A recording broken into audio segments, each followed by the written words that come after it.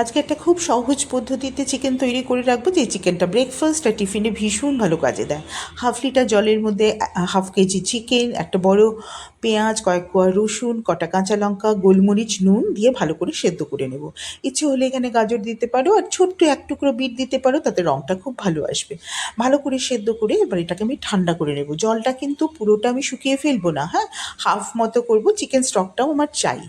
আচ্ছা, এবার এটাকে ঠান্ডা হয়ে গেলে এটাকে ভালো করে পেস্ট করব। আমি না উইদাউট স্কিন চিকেন নিয়েছি, সেজন্য আমি 2 চামচ মাখন এতে দেবো। আর যদি উইথ স্কিন হতো তাহলে এই মাখনটার কোনো প্রয়োজন ছিল না। আর কি দেবো জানো, আর একটু লেবু দেবো। লেবুটাতে টেস্টটা তো ভালো হয়ই, তাছাড়া এটা একটা প্রিজারভেটিভের কাজও কিন্তু করে। আর এইটা আমি কি তৈরি করছি তোমরা নিশ্চয়ই বুঝতে পেরেছো। এটা আমি তৈরি করছি সালামি, এবং চিকেন সালামি তৈরি করতে গেলে এভাবে তখন কিন্তু জেলেটিন ইউজ করা হয়। কিন্তু জেলেটিনের না প্রচুর দাম, সেই জন্য আমি কম খরচে যাতে হয় সেই জন্য আমি ডিম আর কর্নফ্লাওয়ার দিয়ে বাইন্ডিংটা তৈরি করব।